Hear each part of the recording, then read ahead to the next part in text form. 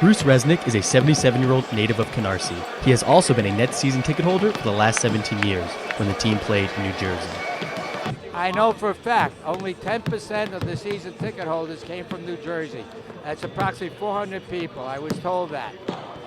But these are all what I call virgin fans. They're first-time Brooklyn fans, and God bless them, they're doing everything to help this team. At the Barclays Center, they call Resnick Mr. Whammy because of his heckling of opposing players as they shoot free throws.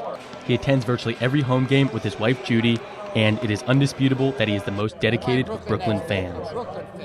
I am a Nets fan, but I'm a Brooklyn fan first. I go back to the Brooklyn Dodgers. All right? I was 7 years old. I went to every night game, and we never won the pennant until years and years later. So you become loyal Brooklyn fans. I am a Brooklyn Net. I am a Net fan. I love my Nets, and I love Brooklyn. What better combination can you have than the Brooklyn Nets? At the beginning of the season, in their new home, the Nets returned the love by playing winning basketball. Now, with less than half of their regular season games left, the Nets are slumping, but still remain in the middle of the pack in the Eastern Conference, with a decent shot at making the playoffs. But, in both league standings and in fan affection, the Nets are number 2 behind their crosstown rival in Manhattan. The Knicks been around forever. You know, my father was a Knicks fan, my grandfather was a Knicks fan. Everyone who's been a basketball fan has New York to be on. There's no Nets loyalty. People are now jumping on the bandwagon, but it's hard now because the Knicks are better than the Nets. Maybe it's just the novelty of the Nets' arrival in Brooklyn, but some fans aren't quite sure of their support. Even people who buy and wear Brooklyn Nets merchandise don't necessarily consider themselves loyal to the team. Clothes may make the man, as the saying goes, but they may not always make the fan. Nah, I'm more of a new fan. I'm kind of like a bandwagoner, but I'm a little bit more supportive than a bandwagoner. So I don't know. I'm all New York teams. I never was heavily into basketball. I'm a Rangers fan through and through, Yankees fan through and through. So when Brooklyn popped up and my friends still into basketball, I'm like, why not? I need another team. So even though his store is just a half-court heave away from the Barclays Center, Modell's manager says Nets merchandise enjoys no home court advantage.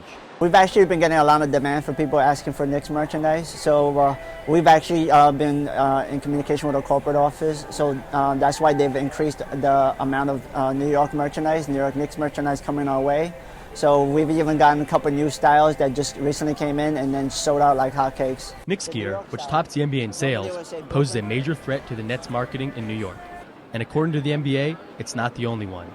A local Brooklyn artist who is making alternative Nets gear from his shop in Williamsburg says he had a David vs. Goliath run-in with the NBA. Well, this here is actually my original design, that Brooklyn Nets. It came from, I just sketched it on a piece of paper and later refined it. And I put it online for sale on a t-shirt and I think a jersey. And it was up for sale for probably a week or 2 weeks.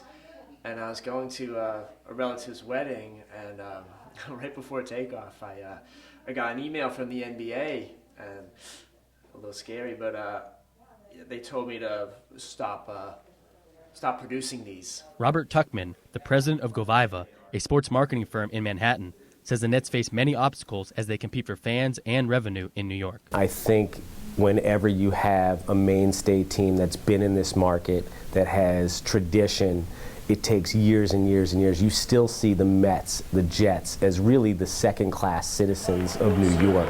The Brooklyn Nets have sold out just 17 of 33 home games at the Barclays Center. Across the river, the New York Knicks have sold out all 30 home games at Madison Square Garden. At the end of the day, the Knicks have been here a long time. They're the heart of New York in terms of basketball. This is a basketball town. So it's going to take a long, long time for the Nets to capture, people in New York and become fans. Television viewing also represents a challenge. The YES Network, the Nets' local cable station, reports that viewership of their games represents just 1% of metro area households, placing their television ratings in the bottom 6 of NBA markets. One thing I love about the Nets situation is it's Brooklyn. They're not, New York or New York City. If you look at the Jets or the Mets, the Nets, they've got Brooklyn in their name. It's all about Brooklyn. And Brooklyn's a huge city on its own. It's a borough, but it's a huge city on its own. Brooklyn obviously has an amazing cultural history, and I remember just reading about the Dodgers games back in the day and how it was kind of this melting pot with all these different kinds of people. You'd have Hasidic people sitting next to Italians, and they're all rooting for the Dodgers, you know. And I just remember thinking like, wow, that I never got to experience that, and I think this is a chance for something like that to happen again and be present in Brooklyn. Tuchman discusses how both a modern Brooklyn and inherent changes in the culture of sports make recapturing the Dodgers' grassroots history difficult.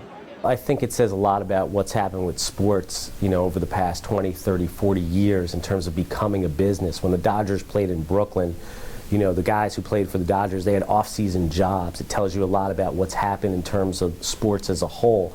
So when you look at that and you understand that nowadays there's so much that goes into licensing and protection of rights, and it's unfortunate because, you know, the NBA, funny enough, you know, most people in the business refer to it as nothing but attorneys. The Knicks draw worldwide media attention and consistently sell out games because of the larger-than-life personalities they assembled on their winning team.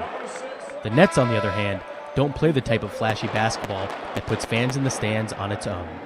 The funny thing is their whole marketing campaign is about the flash and the sizzle, and they have that on the outside, but on the inside, you know, the guys they have aren't flash. They're all hard-working for the most part and very solid, rebounding defensively, 110% effort. That tells you a lot about the community of Brooklyn and Brooklyn itself, just really gritty. But, you know, when you're trying to sell basketball and sell it all over the world with, you know, what sells is that flash, is the big dunks, the sizzle. So they're a little bit jealous of what's happening here in Brooklyn, so they want to at least get some ex-Nets on their team. It's from now on, I refer to the team across the river as the New York Nets.